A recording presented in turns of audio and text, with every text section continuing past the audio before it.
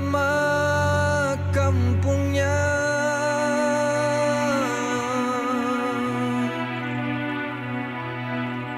Sudah diterangkan pada mulanya.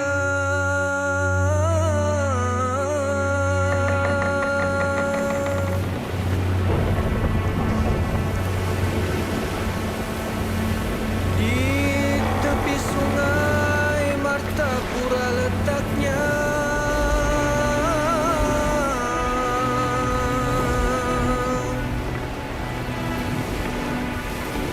Menuju Banjarmasin arah tujunya.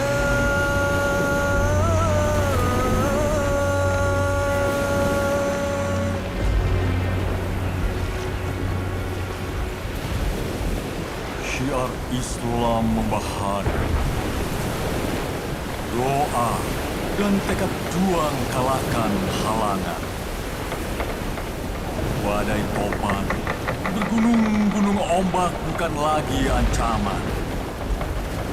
Hanya puja-puji kepada Sang Halim, dilantunkan hamba-hambanya.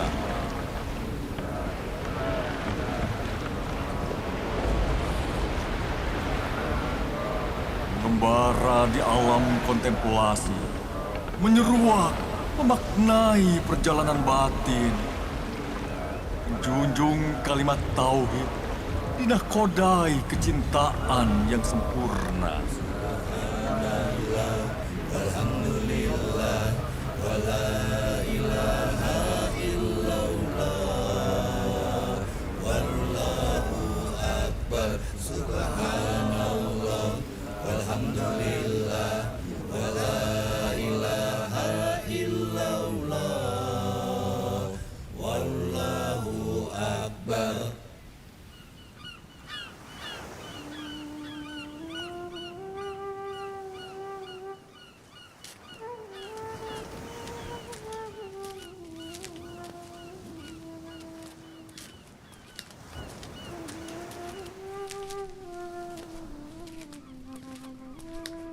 Selamat datang di tanah Betawi. Tanah di mana banyak masjid yang dibangun oleh wali-wali Allah. Masya Allah, rasa syukur yang tak terhingga saudara-saudaraku. Abdul Somad Al-Falembani, Daud Al-Fatani, yang mau jauh-jauh meninggalkan tanah airnya sendiri demi mengantarkan kami sampai ke tanah Betawi. Sebelum Syekh Muhammad Arsad dan Abdul Wahab bertolak ke tanah Banjar. Sungguh berat nian rasanya melepas sahabat sekalian yang telah suka duka menuntut ilmu bersama selama ini. Kita telah berikrar akan menjadi cahaya, menyikap tabir dari kegelapan menuju terang. Hanya amanah yang kita emban dari menuntut ilmu di tanah suci yang membuat kita harus berpisah. Demi membesarkan syiar di tanah air kita masing-masing, demi tegaknya cahaya Islam. Ayo Syekh.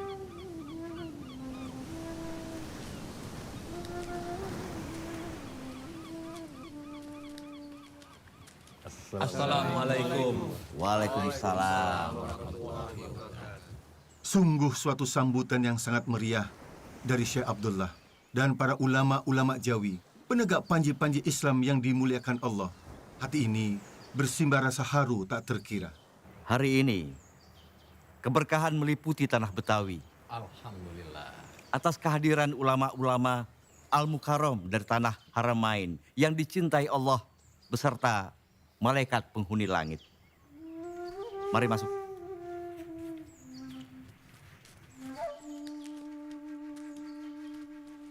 Syekh Muhammad Arsyad dan Syekh Abdurrahman Al-Misri beserta para sahabat sempat singgah di Pulau Penyengat.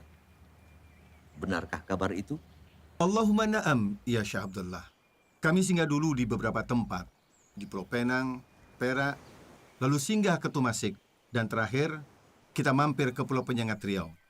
Kami mengajar di masjid-masjid di sana. Alhamdulillah, banyak ilmu yang kami dapatkan saat mengajar. Sultan Riau sangat mendukung syiar dakwah di sana.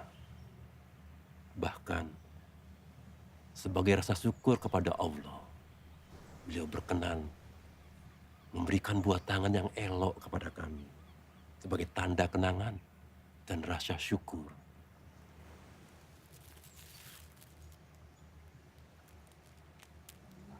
Masya Allah. Alhamdulillah. Permisi.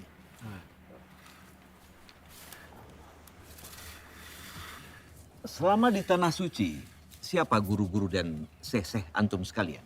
Di Mekah, Ana dan Syekh Abdul Somad belajar fikih kepada Syekh Athaillah bin Ahmad Al-Misri Al-Azhari. Atas izin Syekh Athaillah, kami pergi ke Mesir lewat Madinah. Di Madinah ini kami bertemu Abdul Wahab Bugis dan Abdurrahman Al-Misri Al-Batawi. Ya, Syekh Muhammad bin Sulaiman Al-Qudri, guru fikih kami. Dan beliau menyarankan agar Muhammad Arsyad bin Al-Banjari dan Abdul Qudus Somad Al-Falembani tidak melanjutkan belajar di Mesir. Karena beliau-beliau dianggap sudah mampu dan berilmu. Bahkan guru-guru di Mesir sudah tidak ada yang mampu lagi untuk memberikan ilmu kepada mereka berdua. Guru tasawuf kami berempat adalah Syekh Muhammad bin Abdul Karim As-Saman Al-Madani. Kami diperkenankan suluk dan khalwat langsung di bawah pimpinan dan pengawasan Syekh Muhammad bin Abdul Karim As-Saman. Alhamdulillah, kami berempat diberi tugas sebagai khalifah Tarikat Salbaniyah untuk Tanah Jawa.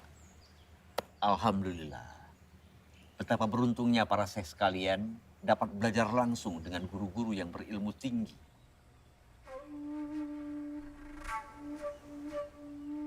Masjid ini kurang tepat arah kiblatnya. Berita yang Ana dengar tentang banyak arah kiblat di tanah Betawi yang tidak tepat tampaknya benar.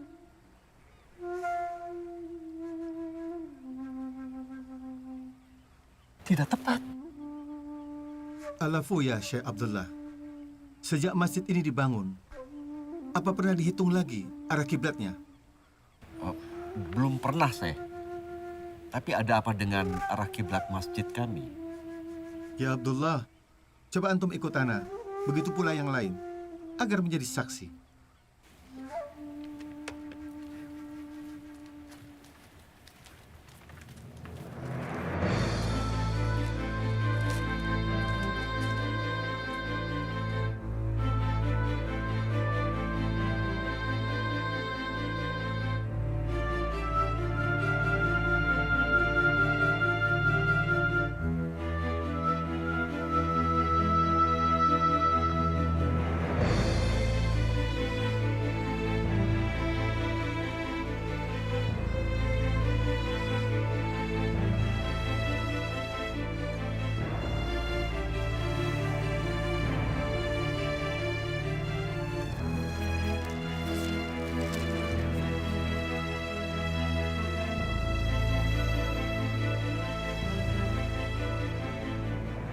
Salah satu titik sudut segitiga bola trigonometri ini adalah letak kota Mekah.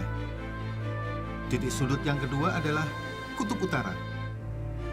Dan titik sudut yang ketiga adalah letak yang hendak ditentukan arah kiblatnya.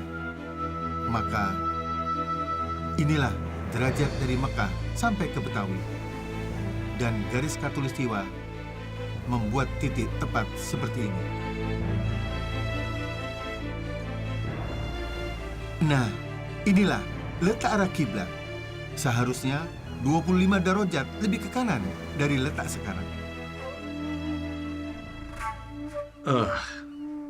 Tidak mungkin, Syekh Muhammad Arsyad.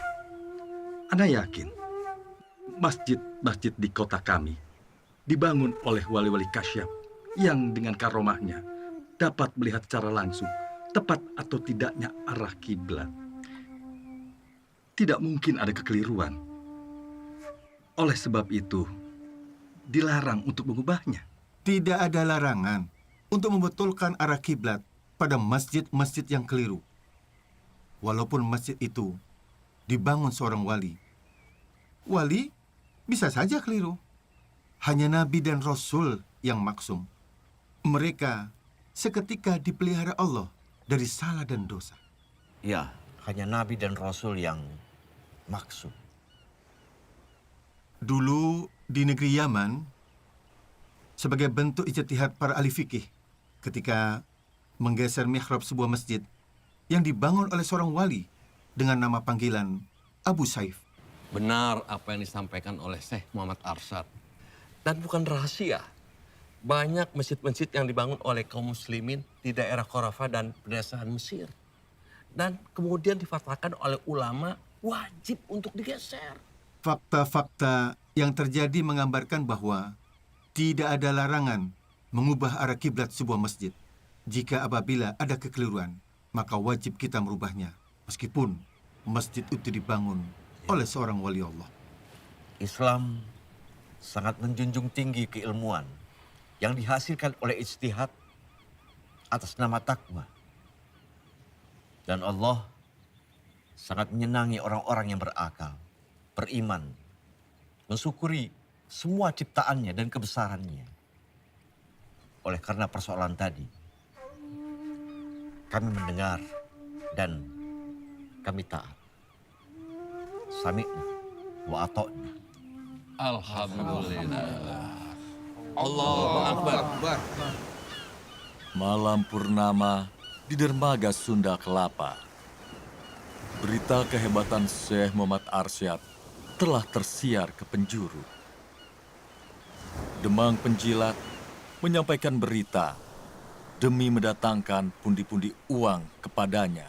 Yang Mulia Gubernur Jenderal, telah tersiar kabar tentang seorang syekh bersama sahabatnya datang dari Tanah Suci Mekah. Dan bisa mengubah arah posisi kiblat di beberapa masjid wilayah Batavia. Benarkah itu revolusi? Undang syekh itu. Kita buktikan kebenarannya. Baik. Jangan-jangan dia penipu. Tapi Tuan Gubernur Jenderal, dia seorang syekh. Syekh Muhammad Arsyad Al-Banjari. Gubernur Jenderal Hindia Belanda berniat menguji sekaligus menjatuhkan martabat Syekh Muhammad Arsyad Al-Banjari demi tujuan memadamkan cahaya kebenaran. Benarkah arah kiblat masjid itu salah? Bisa jelaskan? Kesalahannya adalah seharusnya bergeser 25 derajat dari letak arah kiblat yang ada sekarang. Dengan menentukan letak lintang dan bujur Mekah, maka letak derajat berada di 21 derajat, 20 radian, 67 derajat, 0 radian. Kami menghitung menggunakan tongkat istiwa. Dengan perhitungan 3 titik sudut segitiga bola trigonometri ke arah Mekah.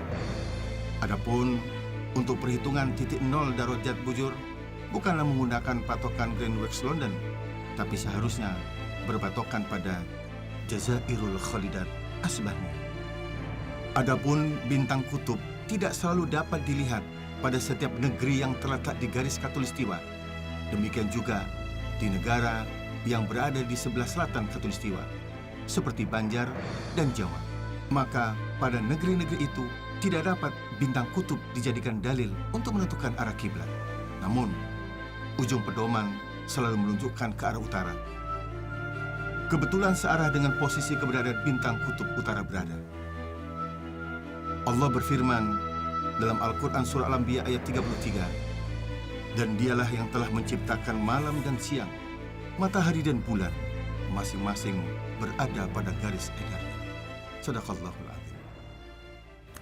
Bagaimana Syekh Muhammad menilai kedalaman laut? Kita sedang berlayar menuju Laut Jawa. Kedalaman air laut bisa diukur dengan menggunakan tali simpul yang berbandul. Tali simpul berbandul yang ditenggelamkan ke dalam laut yang dihitung dengan perkiraan yang tepat. Maka akan mendapatkan berapa kedalaman air laut.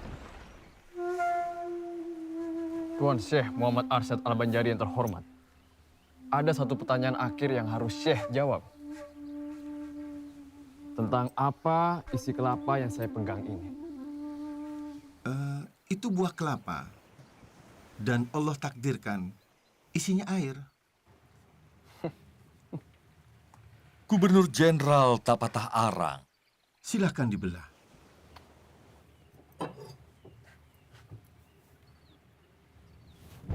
Malam yang gelap. Malam purnama menjadi saksi kelicikan Demang atas restu sang gubernur. Siasat jahat bersekutu dengan iblis dijalankan demi mempermalukan Syekh Muhammad Arsyad Al-Banjari.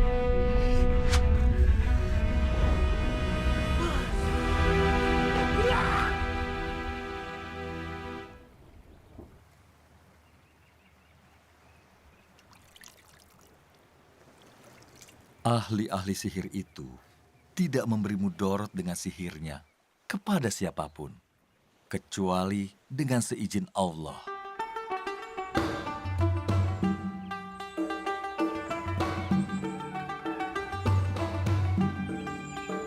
Kejayaan Kesultanan Banjar di bawah pimpinan Pangeran Attadilaga yang bergelar Sultan Tahmidullah II menjadikan bumi Banjar sebagai pusat perdagangan komoditas.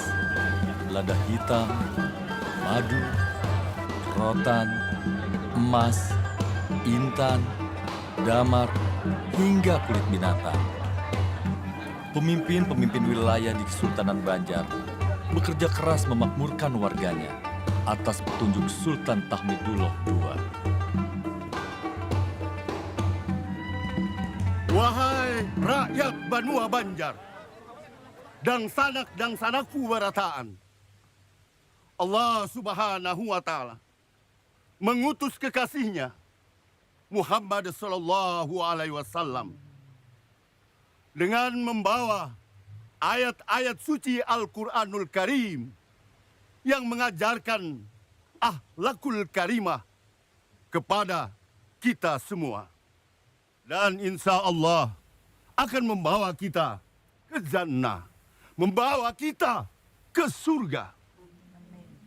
Di tengah-tengah kita hadir Syekh Muhammad Arsyad Al-Banjari.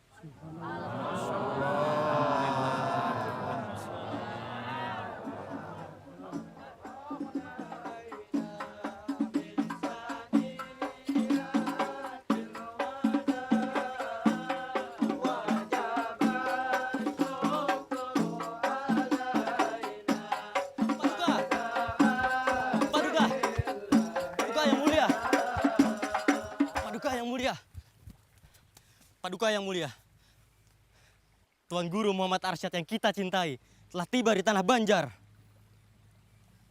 Apa benar kabar yang saya dengar ini? Benar, Paduka yang mulia. Sekarang di mana Syekh Muhammad Arsyad berada? Kabar ini ulun dengar dari teman masa kecil beliau yang baru saja tiba dari dermaga. Mereka sempat bertemu di Sungai Barito ketika Tuan sedang bersandar sejenak di dermaga Muara Sungai. Dan tak lama lagi, Paduka, Tuan Guru Muhammad Arsyad akan tiba di dermaga Martapura. Ini sebuah berita gembira.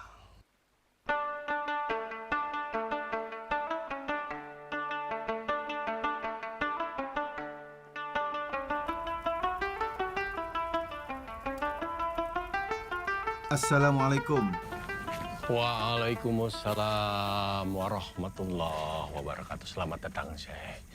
Datang kembali di lingkungan istana. Sungguh suatu kehormatan, Paduka yang mulia. Ulun sama sekali kada mengira jika Sultan berkenan menyambut sendiri kedatangan ulun.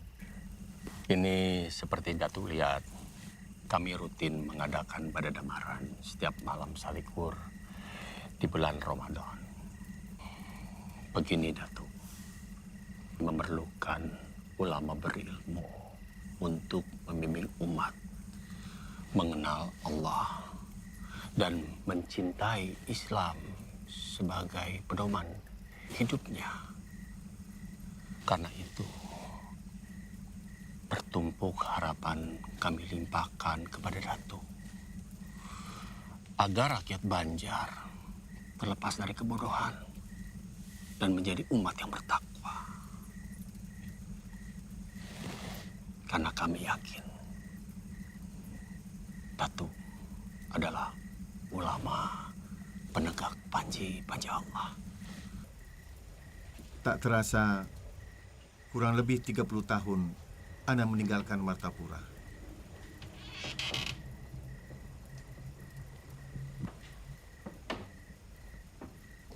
Assalamualaikum. Assalamualaikum. Waalaikumsalam. Abah, ini Syarifah. Syarifah? Syarifah anakku? Iya, ini Syarifah, Abah. Dekat sini, nak.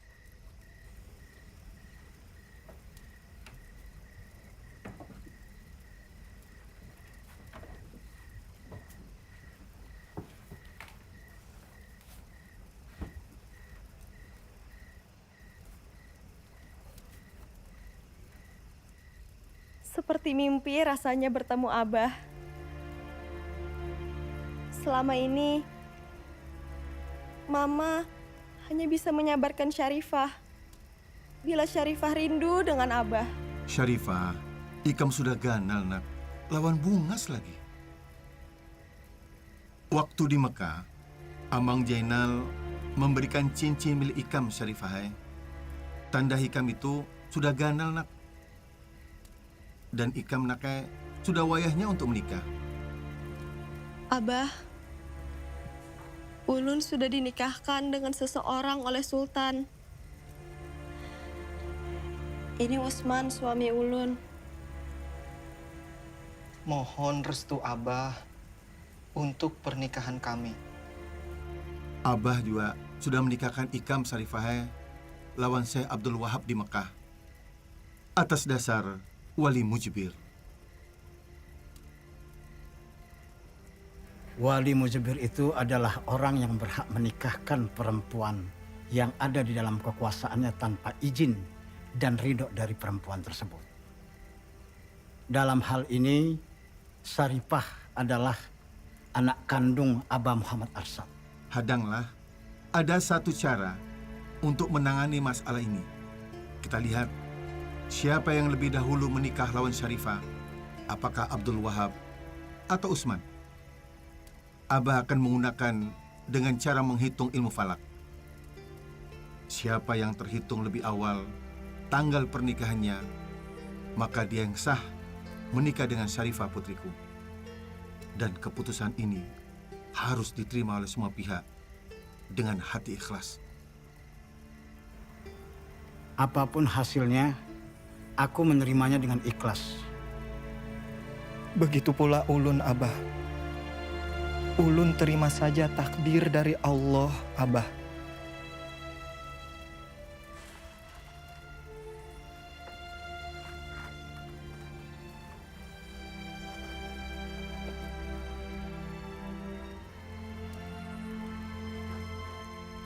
Nah, baiklah. Hasil sudah didapatkan.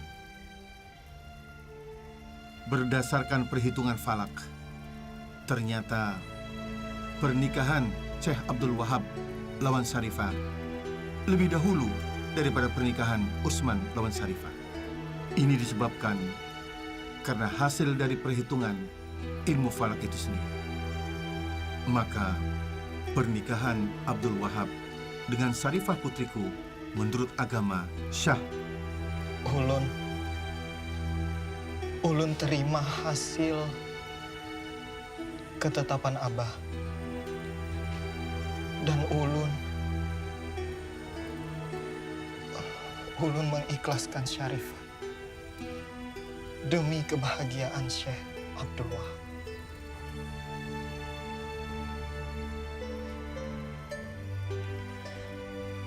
Syarifah menerima keputusan Abah. Karena itu sudah kehendak Allah.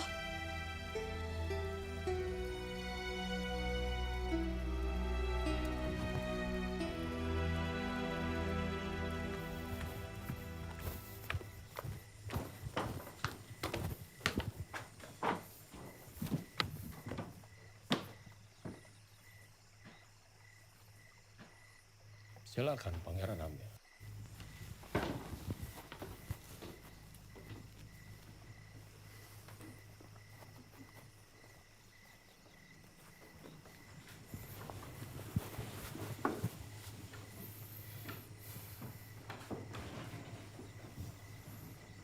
Sudah saatnya Paman Pangeran Natadilaga menyerahkan kesultanan padaku untuk menjalankan pemerintahan Kesultanan Banjar.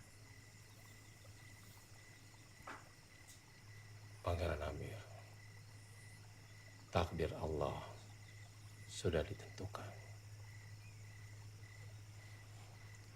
Aku Pangeran Natadilaga yang sekarang bergelar Sultan Tahmidullah II telah membangun peradaban negeri Banjar hingga maju seperti sekarang ini. Apabila negeri Banjar dijalankan oleh orang yang salah, maka Kesultanan Banjar akan hancur dalam waktu singkat. Itu hanya alasan Paman. Lalu bagaimana dengan wasiat abah kami?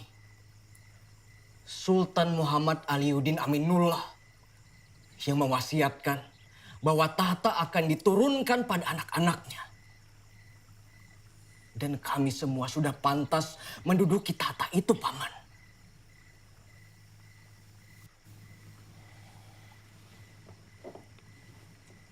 Akan aku berikan apa yang pangeran minta. Menikah dengan putri-putriku. Harta yang pian inginkan. Jabatan di pemerintahan semua akan aku kabulkan. Tapi masalah tahta tidak akan aku serahkan. Aku pemegang penuh kekuasaan di Kesultanan Banjar. Aku pemimpin yang diangkat atas berkat Allah.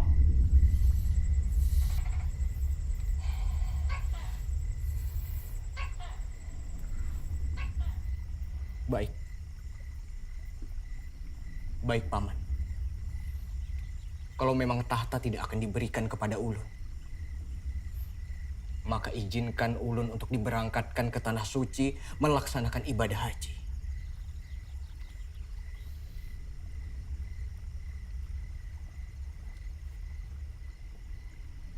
Cita-cita yang sungguh mulia, Pangeran Amir.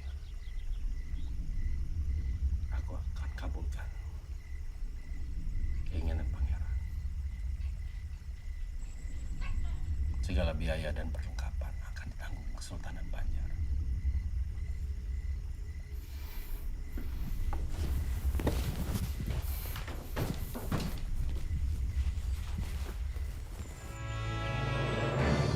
Perebutan kekuasaan terjadi. Pangeran Amir, anak Sultan Banjar Muhammad Aliuddin Aminullah, yang gagal naik tahta pada tahun 1785, menuntut hak tahtanya. Namun tuntutan itu tidak diindahkan oleh walinya sendiri, Pangeran Natadilaga atau Sultan Tahmidullah II. Malam ini, kita rebut kekuasaan dari Sultan Natadilaga. Kesultanan Banjar ada di sini.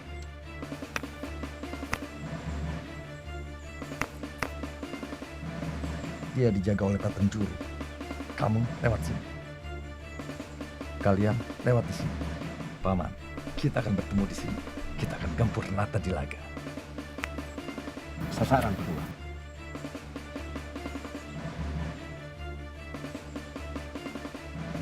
Mari kita berangkat.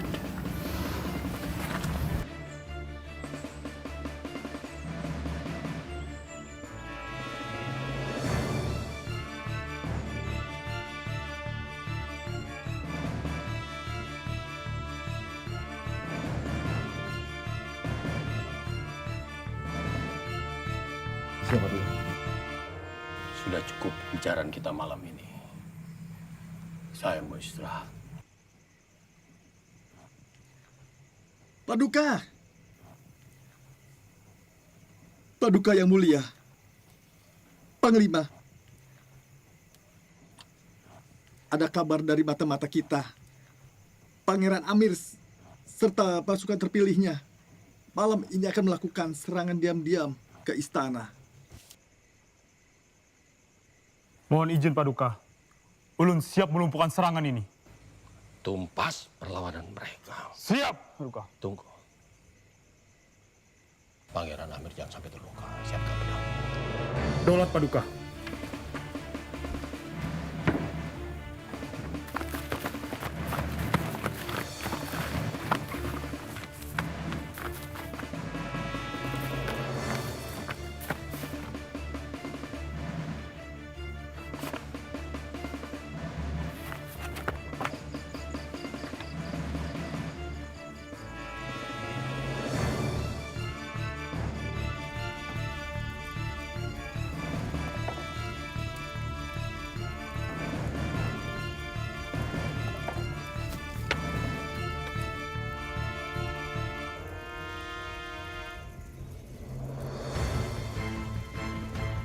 Abah kada mau umpat campur urusan tahta antara keluarga kesultanan.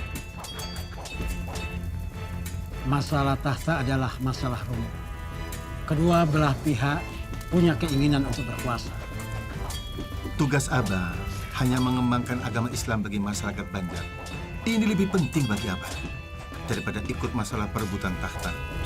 Bagi Abah, negeri yang dipenuhi oleh insan yang bertakwa adalah negeri yang dirahmati Allah. Semoga pertikaian tahta ini cepat selesai dan tidak menjadi peperangan lagi. Peperangan mengorbankan rakyat tak berdosa. Namun, perang juga menjadi gerbang perubahan nasib suatu bangsa. Tahan. Biarkan pangeran lari. Takdir perubahan telah dicatat di Lauhil Mahfuz. Ditetapkan Allah dalam rahasianya berhasil atau gagal.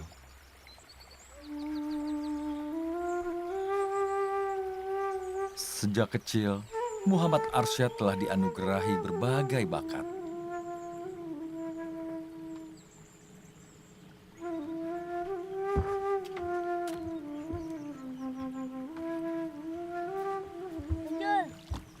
Ambil lagi.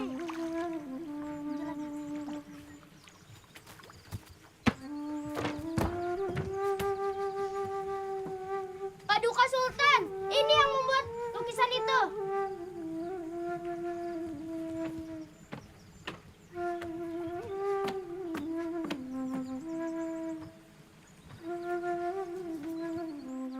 Betapa indah lukisan ini. Siapa nama Ananda? Nama ulun Muhammad Jafar. Kenapa Ananda melukis gambar, sungai, perahu, dan gunung-gunung? Di sekitar lukisan, gambar, lafaz Allah. Allah menciptakan semuanya. Gambar sungai mengalirkan air supaya perahu-perahu bisa berjalan di atasnya. Kalau gunung itu tinggi, ujungnya runcing. Bentuknya seperti perahu terbalik. Kalau gunung tidak bisa terbalik, maka sebaliknya. Cerdas nian, Ananda. Masih kecil, namun pikirannya dalam seperti orang dewasa. Begitu pula lukisan, kaligrafi, sangat indah. Paduka, Ananda ini seperti Galuh. Kelak dibuka menjadi intan bernilai tinggi. Dia sungguh dianugerahi setumpuk bakat. Anak ini akan kubawa ke istana untuk dididik. Cari orang tuanya. Tertumpah rasa kasih sayang seisi istana kepada Muhammad Arsyad yang mempunyai nama lahir Muhammad Jafar. Gurunya sangat kagum atas kepandaian muridnya.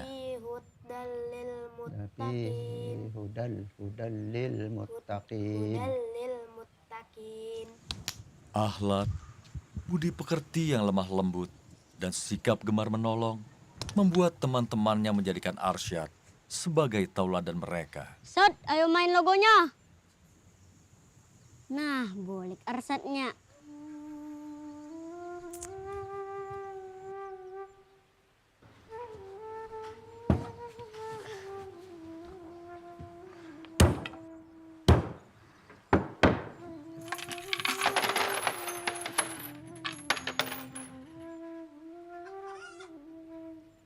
Assalamualaikum, Kai. Waalaikumsalam.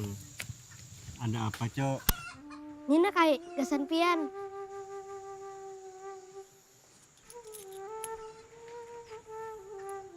Terima kasih, Cula. Nggih, sama-sama. Nun permisi dulu lah.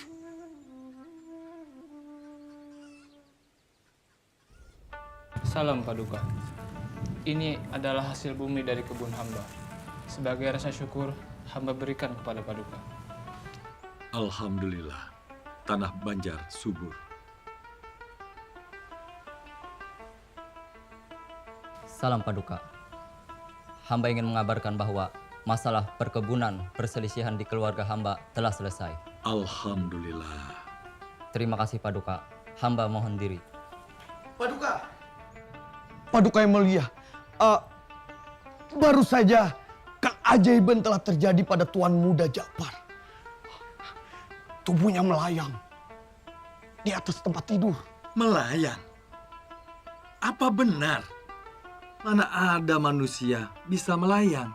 Kaya ulun melihat dengan mata kepala ulun sendiri, Paduka yang mulia. Bahkan ulun memegang tubuh Tuan Muda, menadah supaya tidak jatuh. Tuan Muda juga bercerita tentang mimpinya itu. Tuan Muda baik-baik saja. Ulun mimpi ada kakek bawa ulun ke langit, Paman. Ulun terharu, Paduka yang mulia, mendengar cerita itu. Dan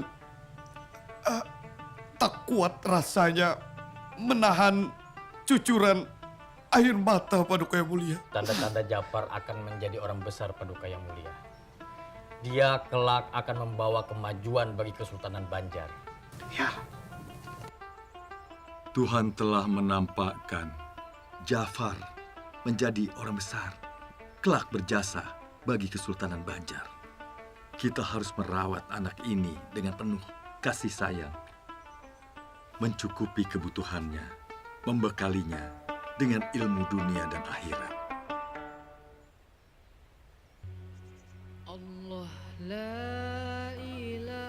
Ulun Muhammad Arsyad. Pian Burungai akan ulun kawat dengan kasih sayang. Masa remaja Muhammad Arsyad dilalui pada saat Sultan Hamidullah, berlanjut ke masa Sultan Tamjidillah berkuasa.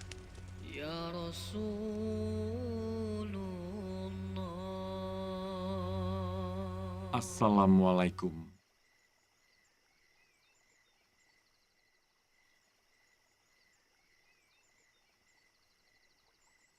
Ananda Arsyad, usiamu sudah pantas untuk menikah. Ada seorang perempuan yang saleha yang saya pilih untuk mendampingi Ananda.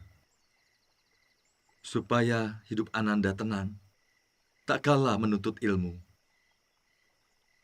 Ngaran perempuan saleha itu adalah Bajut.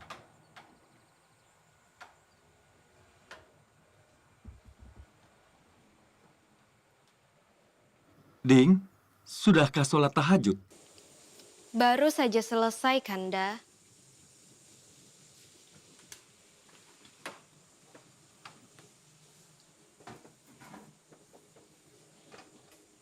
Ding, malam ini begitu hening. Bumi seakan bersujud. Dan angin pun serasa malu untuk bersiul lantang. Apakah malam ini malam Lailatul Qadar? Bahkan, biasanya malam diramaikan dengan senandung nyanyian jangkrik. Kali ini, sunyi senyap, Kanda. Semoga anak kita lahir dalam keadaan sehat, Dinda. Menjadi anak soleh dan soleha. Berbakti kepada orang tua dan agamanya. Dan semoga kelak menjadi ulama penegak panji-panji Allah. Amin, Kanda. Semoga Allah berkenan mengabulkan, Kanda. Malam ini, Allah menunjukkan hidayahnya kepada Kanda. Ada tekad kuat di hati untuk menuntut ilmu ke tanah Haramain. Kanda, Dinda memerlukan Kanda untuk menemani kelahiran anak yang kita dambakan bersama. Tapi bakti diri kepada Allah lebih utama. Dinda ikhlas melepas Kanda. Jadikanlah Dinda pendamping Kanda dalam syiar Islam.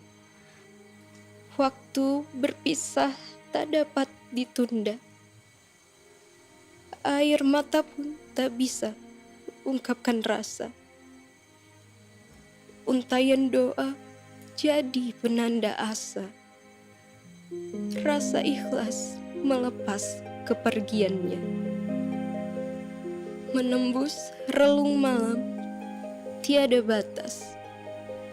Detak jantung dua hati saling berbalas. Penghubung kala rindu tiada bertepi. Namun cintaku pada Sang Khalik tiada henti. Berat ku rasa tanpamu. Aku mencintaimu, suamiku.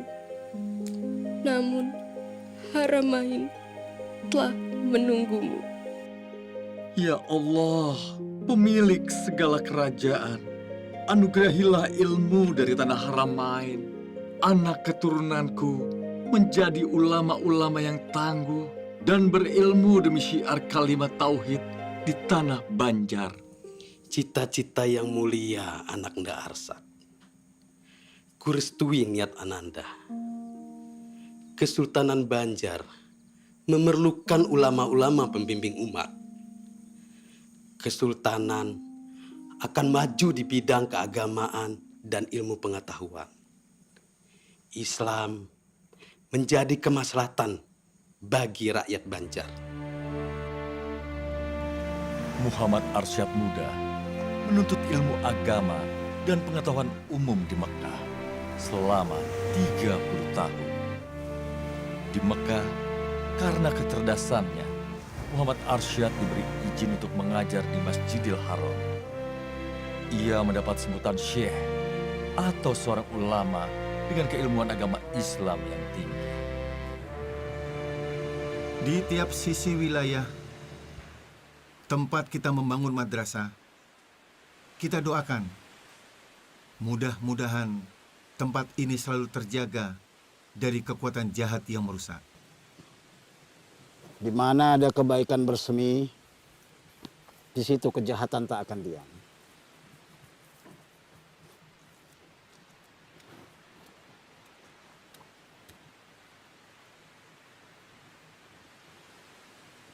Ini yang terakhir. 4 sisi madrasah sudah selesai dipagar. Semoga dari tempat ini lahir ulama-ulama penegak cahaya Islam. Bertambahnya umat-umat bertakwa yang selalu menjunjung tinggi ilmu dan keimanan dalam menyelesaikan setiap permasalahan. Biiznillah, semua terjadi karena izin Allah. Syekh Muhammad Arsyad Al-Banjari sangat giat berdakwah ke tengah-tengah masyarakat, baik di kota maupun di desa, baik di lingkungan keluarga sultan maupun rakyat jelata.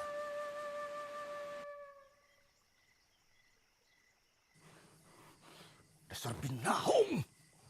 Seberatan rencana Unda jadi kacau. Unda sudah hendak membangun rumah judi lawan gelanggang besaung ayam.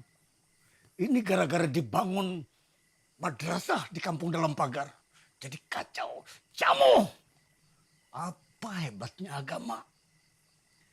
Apabila Sultan Banjar tolak menyerang ke pasir, kita serang juga secara mendadak. Kayak apa? Aku. Sabar, Bauntonglah. Assalamualaikum. Ada apa loh?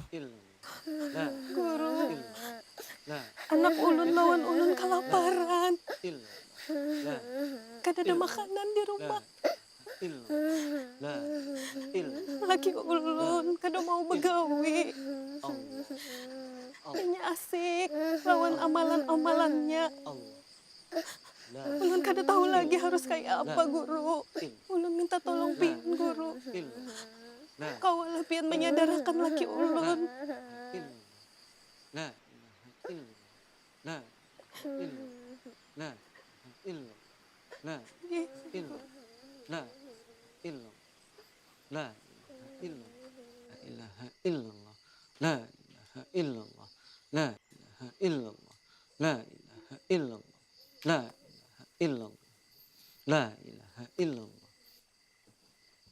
Nang, maukah Ikam menjadi orang pilihan untuk bisa bersama dengan Rasulullah di surga kaina? Inggih, ulun hendak benar bersama Rasulullah, kekasih Allah, supaya ulun kau melihat wajah Allah. Mencari nafkah itu adalah jihad fisabilillah. Berjuang di jalan Allah. Bila Ikam mengikuti apa yang Rasul lakukan, maka Ikam adalah pengikut Rasul. Dan berhak kelak hidup bersama Rasul. Rasul SAW bersabda, sesungguhnya, bila seseorang bekerja untuk mencari nafkah, serta mencukupi kedua orang tuanya, maka ia pun fisabilillah. Berjuang di jalan Allah. Bahkan baginda Rasul SAW pernah saat masih kecil mencari nafkah dengan mengembala ternak orang lain. Beliau kian mahir berdagang. Bahkan sebelum kenabiannya, beliau dikenal sebagai seorang pedagang yang sukses dan terpercaya. Maulah Ikam berjihad fisabilillah, mengikuti Rasul yang kita cintai. Inggih, ulun hendak benar jadi pengikut setia Rasulullah SAW. Mudahan Allah meridhoi niat ulun bagawi mencari rajaki gesan menghidupi anak bini ulun. Mudah-mudahan kami selamat dunia akhirat. Amin. Dunia ini hakikatnya menjadi alat untuk menggapai kebahagiaan akhirat. Abah minta maaf, nak. Abah sayang. Mudah-mudahan kita selamat dunia akhirat. Nyaman dunia akhirat. La ilaha illallah, la ilaha illallah, la ilaha illallah, la ilaha illallah, la Alhamdulillah, ulun sudah mulai mengerti yuk. Ayo cepetan masuk, nanti terlambat.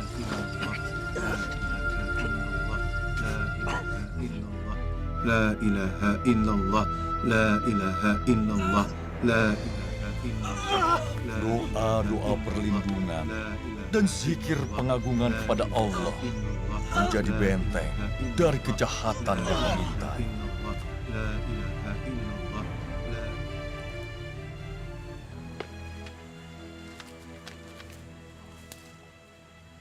Ini dasar binahong. Kenapa nangka itu jangan kawa? Hah? Wah! Sudah dipadahi. Kenapa? Kada pintar nih. Sudah aku padahi, bakar bila perlu.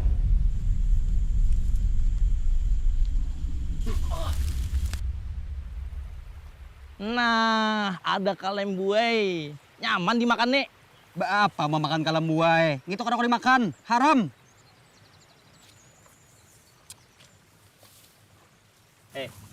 Kalem buai itu halal dimakan. Nah, kalem buai itu haram.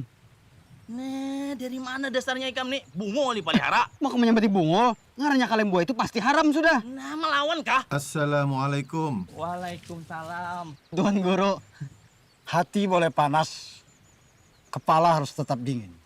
Bubuh nikam jangan saling menyakiti lah. Berdebat boleh aja, tapi jangan emosi, lantas lepas kendali. Bubuh nikam berdebat tentang kalembui kalau halal atau haramkah bila dimakan. Inggih, Tuan Guru. Baiklah, semua binatang banyu yang hidupnya di dalam banyu maka halal untuk dimakan.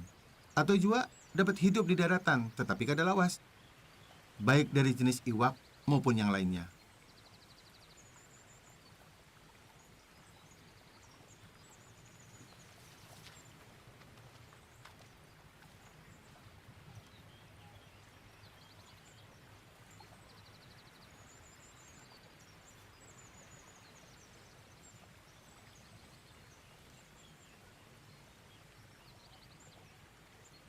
Haram memakan kalomboy. Karena apa? Karena berdasarkan kaya apa hidupnya, bisa hidup lawas di banyu atau lawas di darat. Amun haleleng halal Japang dimakan, karena hidupnya lawas di banyu.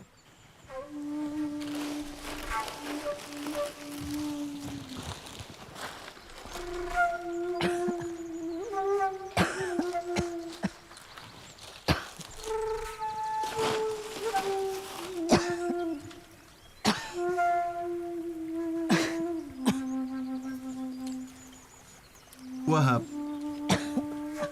Iya, Pak. Tolong Pang dan Isidin. Iya, Pak. Assalamualaikum. Waalaikumsalam.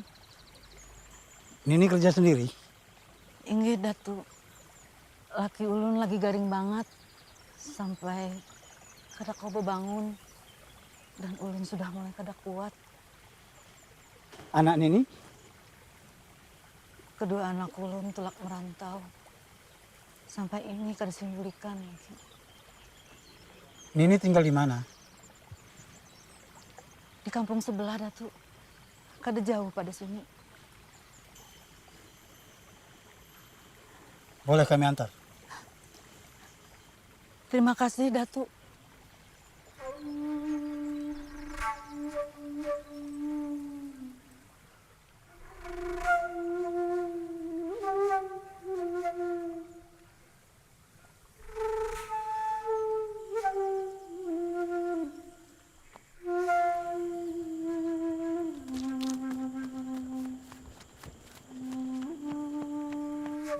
Assalamualaikum.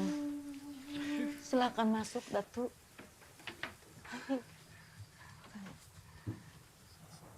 Silakan duduk, Pak Tuan Guru.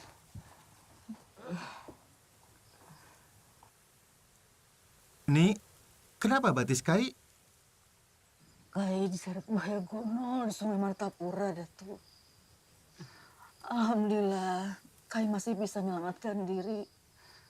Meskipun luka parah diseret buaya. Parah sekali lukanya. Betul, Wahab.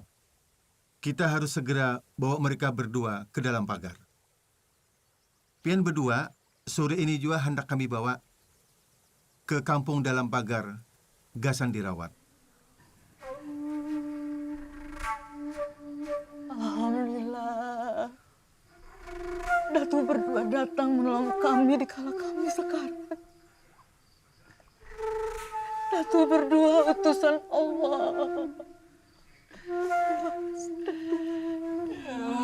Ayo ya kayu. La ilaha illa anta. Allahu Akbar. Nanti di kampung dalam pagar, Kai dan Nini dibantu oleh Pananamba dari istana.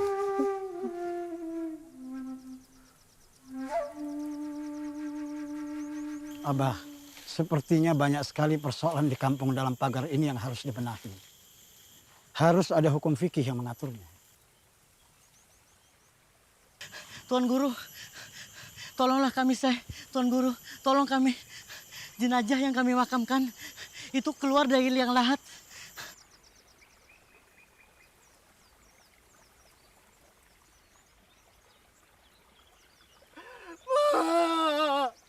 Maafkan anak Mama. Tanah di wilayah Banjar memang banyak berjenis rawa atau tanah gambut. Ketika curah hujan tinggi, maka dengan mudah mayat keluar dari dalam kubur. Mudah rusak, bahkan banyak dimakan hewan buas. Betul Tuan Guru. Kemarin ada jenazah yang dimakan binatang buas. Sudah kami kafani dan kami makamkan lagi. Tapi kemarin naik lagi dan jasadnya rusak parah. Bahkan ada jenazah perempuan yang auratnya terbuka. Katulahan, kita semua akan ketulahan. Arwah-arwah ini sebentar lagi murka dan gentayangan mencari korban. Jangan imani tahayul, bisikan iblis itu. Sebaiknya mayat yang sudah dikafani ditempatkan di dalam tabela agar jasadnya kada hancur. Banua Banjar ini kebanyakan tanahnya rawa dan tanahnya juga gambut. Berbeda di Arab atau di Timur Tengah yang pada umumnya tidak ada rawa dan tidak ada gambut. Maka pemakaian tabela hukumnya wajib di sini. Betul Tuan Guru. Kata Abah yang pernah ke tanah Arab, di sana hanya ada padang pasir. Keadaan alam yang berbeda yang membuat hukum fikih menyesuaikan diri dengan masalah yang dihadapinya. Makruh lagi bid'ah menanam mayat di dalam tabela. Tiada makruh bahkan wajib karena uzur. Seperti tanah berair atau rupui atau mayat perempuan yang tidak ada muhrim atau takut akan binatang buas yang mengorek ke tanah kubur itu.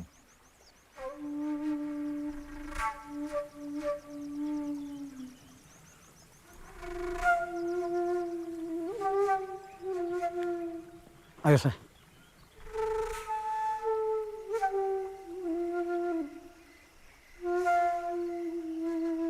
Daun ini sangat berkhasiat mencegah luka kai yang makin parah dan membusuk. Daun ini ulun campur dengan ramuan buatan yang dapat dengan cepat mampu mengeringkan luka. Padi, Padi, Padi, ampun, Padi, Padi, Padi, Padi. Ini ramuan dari tanah Hindi, Datuk. Pengobatan daun kelor ini sudah ada sejak bahari kala. Ulun terima kasih banyak. Pian mau mengobati ulun. Paduka yang mulia, alhamdulillah, Kesultanan yang Paduka pimpin sangat maju perekonomiannya. Pembangunan terjadi di mana-mana. Pengajaran Islam maju pesat. Mengaji dan membaca tulis Arab Melayu semakin membumi. Rakyat Banjar semakin mengenal tentang tauhid dan fikih. Pengajaran ilmu nahwu dan sorof yang diajarkan guru-guru dalam bahasa Arab memudahkan santri-santri bisa membaca dan memahami kitab-kitab berbahasa Arab, insya Allah. Dari pesantren Kampung Dalam Pagar ini, bermunculan para mubalik, ulama, guru agama, serta orang alim. Insya Allah.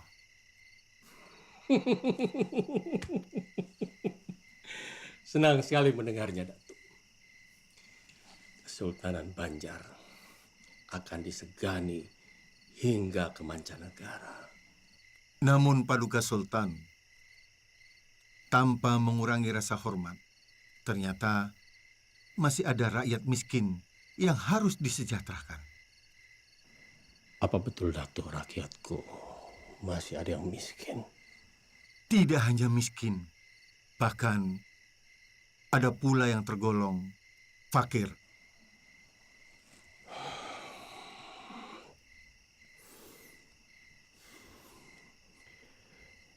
Kemiskinan adalah cermin dari kegagalan suatu negeri. Aku sebagai penguasa Kesultanan Banjar tidak akan membiarkan hal ini akan terjadi. Anugerah amanah dari Allah sebagai Khalifah Kesultanan, maka aku akan sejahterakan negeri ini secara merata. Akan aku kerahkan segenap kemampuanku, Datuk. Baik Paduka Sultan, sebagai orang Banjar akan mencurahkan segenap pemikiran, mendukung daya dan upaya Paduka dalam rangka mengentaskan kemiskinan.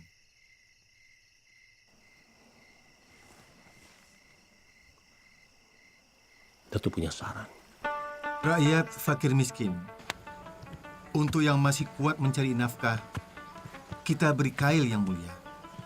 Sedangkan yang tidak mampu bekerja, seperti orang lumpuh, buta, jompo, diberikan bantuan yang sifatnya rutin, sehingga kebutuhan mereka tercukupi dan layak. Melalui penyaluran zakat harta, diberikan dalam bentuk modal usaha ataupun modal kerja, bukan lagi bahan pokok yang habis dimakan. Sebuah terobosan yang bijak dan tepat guna, Datu. Khalifah Umar ibnu Khattab menyatakan, pemberian zakat hendaknya bisa mengurangi kemiskinan, sekalipun dengan memberikan 100 ekor unta. Karena tujuan zakat adalah menjadikan mereka tidak lagi sebagai peminta atau penerima zakat.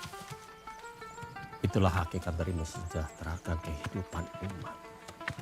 Islam tidak hanya membangun peradaban dunia, tapi juga menyelamatkan kehidupan rohi. Bagi fakir miskin yang tidak mempunyai kemampuan untuk berusaha, maka atas izin sultan, ia bisa dibelikan semisal kebun, di mana kebun itu bisa disewakan atau bisa dikelola sendiri, yang hasilnya bisa untuk mencukupi keperluan hidupnya sampai kadar umur rata-rata manusia. Sedangkan bagi fakir miskin yang mampu bekerja, penyaluran zakatnya diutamakan berbentuk alat yang sesuai dengan kemampuan mereka. Buruh tukang, kita belikan alat pertukangan. Buruh tani, kita belikan alat pertanian. Bagi fakir miskin yang mempunyai keahlian tertentu, maka atas izin sultan, ia dibelikan alat atau sarana yang bisa dipergunakan untuk mencari nafkah. Meskipun alat yang dibutuhkan itu lebih dari satu macam, maka ia bisa dibelikan semisal kebun untuk menutupi kekurangannya. Kurang lebih seperti itulah paduka sultan. Bagi fakir miskin yang mempunyai keterampilan berdagang, maka ia diberi modal sesuai dengan keperluannya, meskipun itu banyak. Jika hasil dari usahanya itu belum cukupi, maka ia boleh menerima zakat lagi. Baik, Datu. Aku sebagai penguasa Kesultanan Banjar sangat mendukung masalah zakat ini. Aku tugaskan Datu untuk mengelola zakat demi sebesar-besarnya kemakmuran rakyat Banjar. Selain pendapatan pajak dari Kesultanan Banjar sendiri,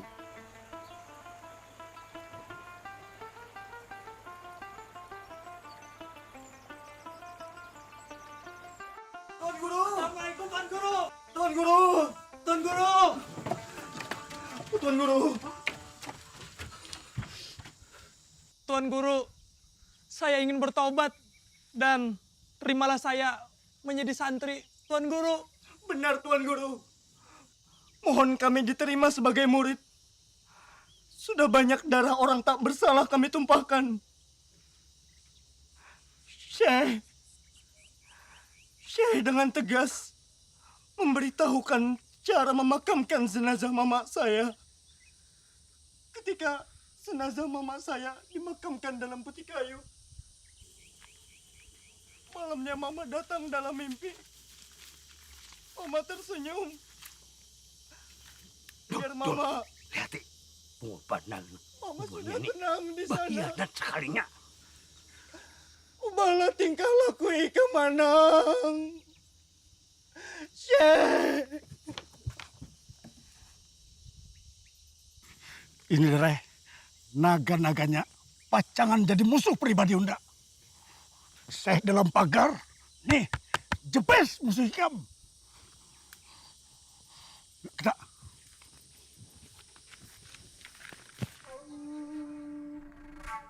Abdul Wahab Abah baru saja membuat tanda sudetan sungai untuk membuat sungai buatan guna mengatur pasang surutnya air, mengairi sawah-sawah yang kering, menjadikan alat lalu lalang perahu. Ini semua dapat menghidupkan perekonomian di wilayah Banjar. Sudetan ini mempermudah pedagang-pedagang untuk datang dari mana saja dan berniaga di Martapura. Sistem pengairan sebagai bagian dari kebudayaan leluhur yang dikenal oleh masyarakat Banjar. Ada berbagai ragam bentuknya. Ada anjir, andil, tahta, syaka, dan antasan. Lalu sudetan yang Abah lakukan ini apa namanya? Handil, saluran kedua yang bermuara pada sungai. Kita bisa kerahkan para santri untuk melebarkan sungai lebih dari 30 meter dengan kedalaman 7 hingga 10 meter. Kita mulai kerjakan awal kemarau, semoga selesai di musim hujan. Sistem pengendali banjir berlaku sistem pasang surut yang mempertemukan Sungai Martapura dari Pegunungan Meratus dan Pegunungan Pamatun, sehingga jadilah anak sungai yang dapat mengalirkan air membelah Sungai Martapura dan Sungai Tuan.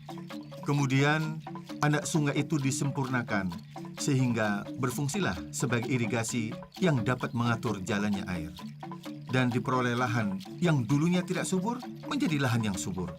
Hingga tanaman yang mereka tanam bisa panen dengan hasil yang mengembirakan. Dan perekonomian masyarakat Banjar akan tumbuh dengan baik.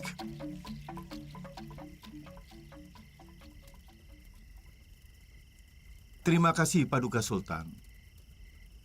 Biarkan bendahara yang membagikan secara langsung di bawah pengawasan kita. Ya, aku ingin menyaksikan rakyatku sejahtera. Tidak ada lagi kata miskin. Sudah unda padahi, kacaukan dalam pagar. Bila perlu, bakar madrasahnya. Kada pintar, itu aja kada kau matasi. La ilaha illallah, la ilaha illallah. La ilaha illallah. La ilaha illallah. La ilaha illallah. La ilaha illallah. La ilaha Awas! illallah. Kada tolong jebes. Hadangi nyawa. La ilaha illallah. Hadangi! La ilaha illallah. La ilaha illallah. Hari ini bertemuan. Bertemuan lo jebes. Bunuh jam. La ilaha illallah. La ilaha illallah. La ilaha illallah. La ilaha illallah. La ilaha illallah. La ilaha illallah. La ilaha illallah. La ilaha illallah. La ilaha illallah. La ilaha. Tapi aku harus membunuhnya. La ilaha illallah. La ilaha illallah. La ilaha illallah.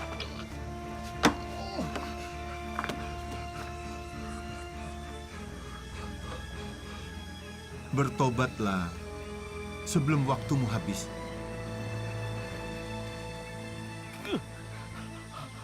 Ampun, Se. Ampun. Ulun kalah. Ulun bertobat, Se. Ulun tobat. Sebelum seseorang ingin menjalani, memahami, dan mengamalkan lebih lanjut tentang tasawuf, maka ia harus mengenal dirinya. Man arafa nafsahu, faqad arafa rabbahu. Datuk Sanggol tinggal di Tatakan Tapin.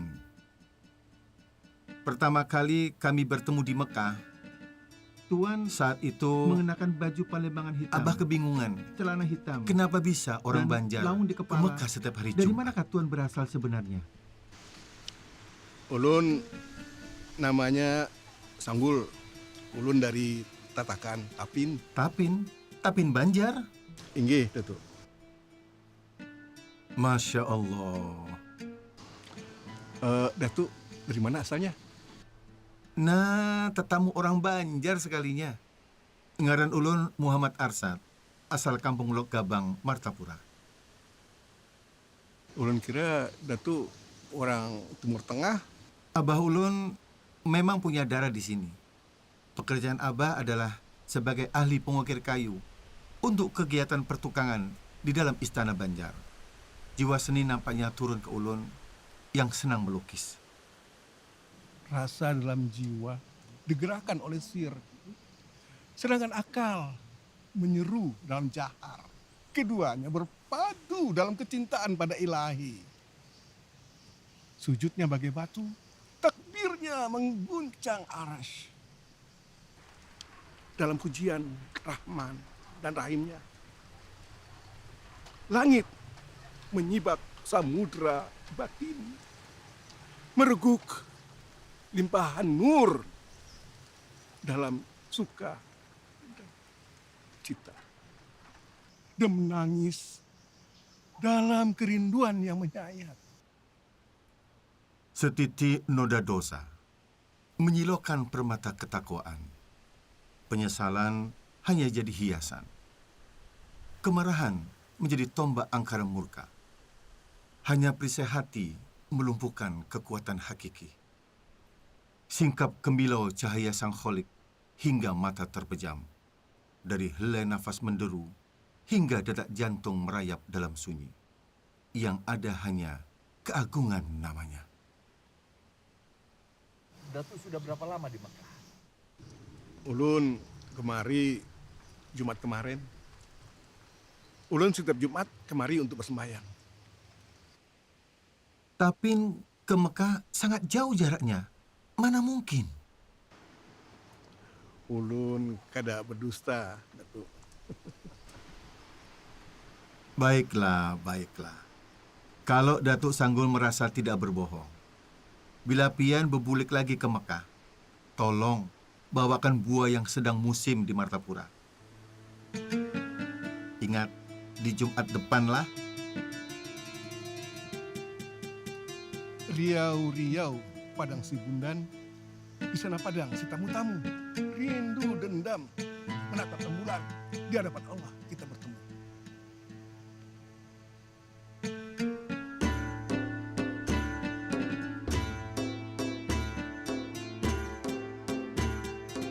Ya, benar Datuk. Ini buah durian. Memang asli buah durian yang tidak ada di Mekah.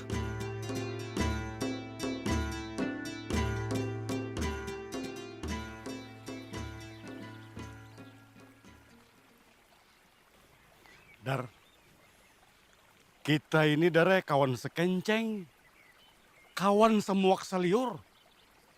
Ikam ingatlah kita bahari, mulai lok selong, lok buntar, sampai kita ke Sungai Jingah. Nah, kehendak akulah darlah, kita ini tua sudah dare. Lawan sekira kem tahu, unda ini sudah bertobat. Nah, jadi unda hendak nyawa bertobat juga. Nah ini. Oh, jadi kayak itulah nyawa lah. Hah? Takutan kah? Lawan nangakan Datu. Apa ngaganya? Arsat. Datu Arsat. Datu dalam pagar kerja. Takutan kah? Hah? Nih nah, abadar. Kan suatu takutan. Dar, unda ini kada pernah takutan dar. Ikam tahu seorang, tapi unda ini sadar. Oh, punya muftinya udah. Punya mufti. Ah, pernah takutan. Punya mufti. Menyuruh udah bertabur. Punya mufti. Punya mufti. Ya.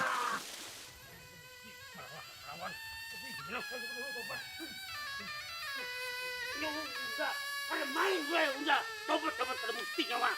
Apapun ini kada main udah tobat apa-apa itu. Karawa, pokoknya ini. Apa nyawa cengang-cengang? Hah? Apa nyawa cengang-cengang? Sini. Jangan.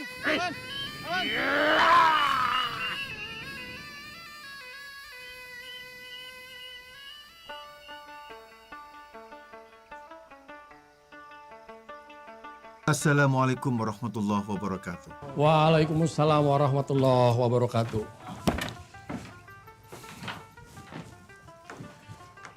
Begini Datuk, banyak permasalahan tentang fikih yang harus dijelaskan kepada masyarakat. Aturan-aturan fikih sangat membantu tatanan hidup rakyat Banjar. Apa Datuk Kalampayan bisa membuat aturan-aturan fikih yang nantinya bisa menjadi pedoman hukum, sehingga rakyat Banjar bisa semakin mudah mengenal aturan-aturan dalam Islam? Daulat Paduka Sultan, ulun memang punya rencana untuk menulis sebuah kitab.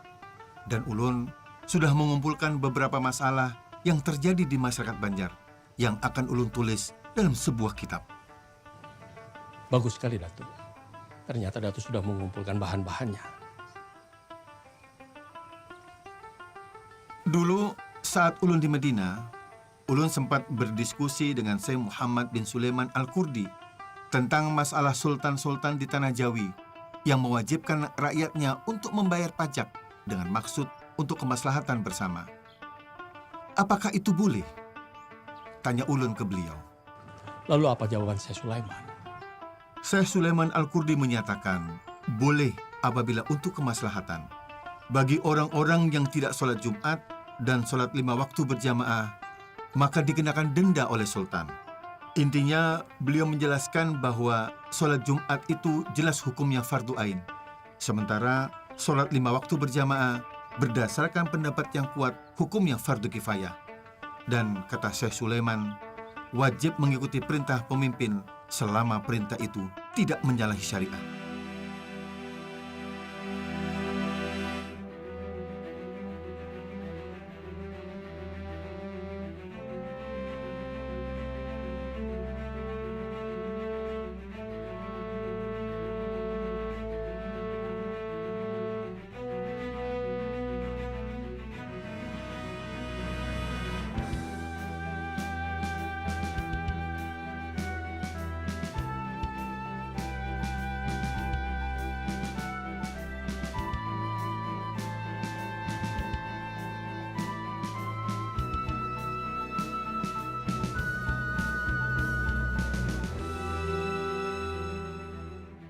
Paduka Sultan, Kitab Sabilal Muhtadin ini adalah untuk kepentingan pelaksanaan hukum Islam di Kesultanan Banjar. Maka perlu dibentuk Mahkamah Syariah. Lembaga ini berada dalam struktur kesultanan yang dipimpin oleh seorang mufti dan juga seorang qadhi paduka. Apa itu mufti dan qadhi, Datuk? Mufti adalah hakim tertinggi. Posisi mufti berada di bawah sultan. Tugasnya memberikan fatwa dan nasihat kepada sultan. Ia bertanggung jawab mengawasi Mahkamah Syariah di Kesultanan Banjar. Sedangkan qadhi, ia bertindak sebagai hakim sehari-hari di ibu kota Kesultanan Banjar.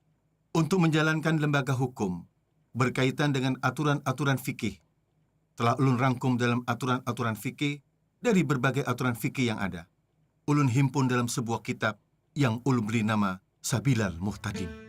Di dalam kitab yang ulun buat dalam bahasa Arab Melayu ini, bertujuan agar mudah dimengerti orang Banjar. Ada beberapa pokok pikiran ulun sendiri untuk melengkapi dari berbagai aturan-aturan fikih yang ada. Salah satunya dengan kitab Siratal Mustaqim, karya Syekh Nuruddin Ar-Raniri, yang ulun tuangkan juga dalam kitab ini. Kitab ini bermazhab Syafi'i, yang banyak dijadikan rujukan, namun kurang dimengerti orang Banjar, karena menggunakan bahasa Melayu Aceh. Luar biasa, Datuk. Kitab ini memudahkan aturan-aturan agama Islam, makin dimengerti oleh rakyat Banjar. Aku akan menyebarluaskan hingga menjadi rujukan bagi kerajaan-kerajaan Islam lainnya. Karena kitab Sabilal Muhtadin ini isinya sangat lengkap, membahas aturan-aturan hukum Islam dan menggunakan bahasa Melayu. Menurut Datuk, siapa yang pantas duduk menjadi mufti dan qadhi di Kesultanan Banjar? Cucu ulun yang sedang berdakwah pantas menjadi mufti. Namanya Muhammad As'ad Paduka. Sedangkan Abu Su'ud, dia adalah seorang mubaligh dan pantas menjabat sebagai seorang qadhi. Sedangkan ulun juga mengusulkan putra ulun Sihabuddin, Zainuddin, Hasanuddin sebagai khalifah. Kitab yang akan dijadikan undang-undang ini berisi lengkap dengan mahkamah syariahnya dan para pejabat yang akan menjalankannya. Luar biasa jasa Datuk bagi Kesultanan Banjar. La haula wa la quwwata illa billah. Syarat tayamum itu ada 10 perkara. 1. Alat yang dipergunakan tayamum adalah tanah. 2. Tanah yang dipakai itu suci. 3. Tanah yang dipakai bukan tanah mustakmal, yakni yang sudah dipakai untuk kegiatan bersuci yang lainnya. 4. Murni dari campuran. Assalamualaikum warahmatullahi wabarakatuh. Waalaikumsalam warahmatullahi wabarakatuh. Ayuha.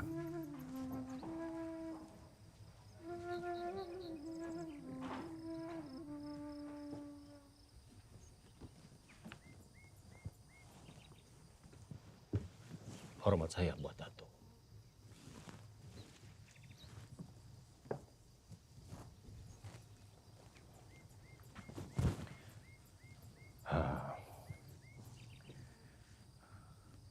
Datuk Harsyad, tampaknya Kesultanan Banjar membutuhkan tempat khusus untuk pendidikan agama Islam. Benar, Paduka Sultan. Demi perkembangan pengajaran, memang lebih baik ada tempat tertentu. Sehingga orang yang ingin belajar agama Islam, perhatiannya bisa lebih terpusat. Sekaligus memudahkan orang-orang dari wilayah manapun bisa datang ke tempat itu. Apa Datuk punya bayangan di mana tempat yang baik untuk mewujudkan cita-cita ini? Allahumma na'am, Sultan. Ada. Ada di daerah pesisir sungai, tak jauh dari sini. Cocok untuk dijadikan tempat pusat pengajaran. Selain tidak jauh dari pusat kesultanan, area itu juga dilalui Sungai Martapura. Ini memudahkan untuk jalur lalu lintas perahu. Baik, Datuk. Saya akan berikan tanah Lunggu. Karena Datuk adalah bagian dari keluarga besar Kesultanan Banjar. Di tempat itu akan dibangun rumah untuk Datuk. Dan saya berharap kelak nantinya di tempat itu akan menjadi pusat pengembangan agama Islam di Kesultanan Banjar.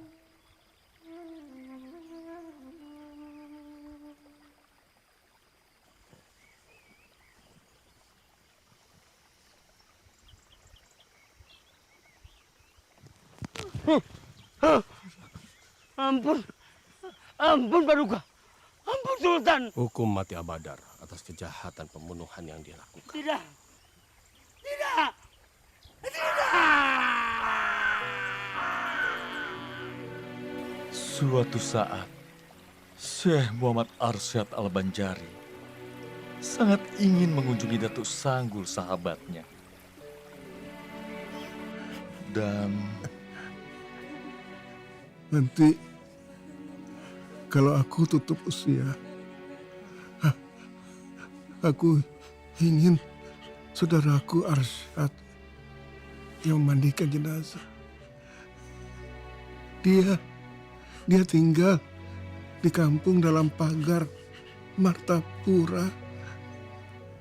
La ilaha illallah Muhammad Rasulullah. Innalillahi wa Assalamualaikum. inna ilaihi raji'un.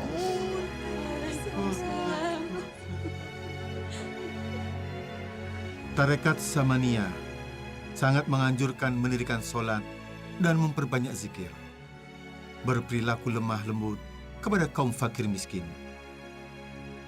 Berusahalah jangan mencintai dunia. Mengurangi peran akal basyariah. Sebaliknya, meningkatkan peran akal rubaniyah. Dan bertauhid kepada Allah pada zat, sifat, dan af'alnya. Syekh Muhammad Arsyad Al-Banjari selama 40 tahun berjuang tanpa pamrih, berdakwah, mengajar, mendidik, menulis kitab-kitab, serta membuka lahan-lahan pertanian, hingga membangun pusat keagamaan di Kesultanan Banjar. Perjuangannya bagai matahari yang menerangi kegelapan. Hingga kini, pemikiran dan kitab-kitab karyanya dipelajari di dalam negeri hingga ke mancanegara.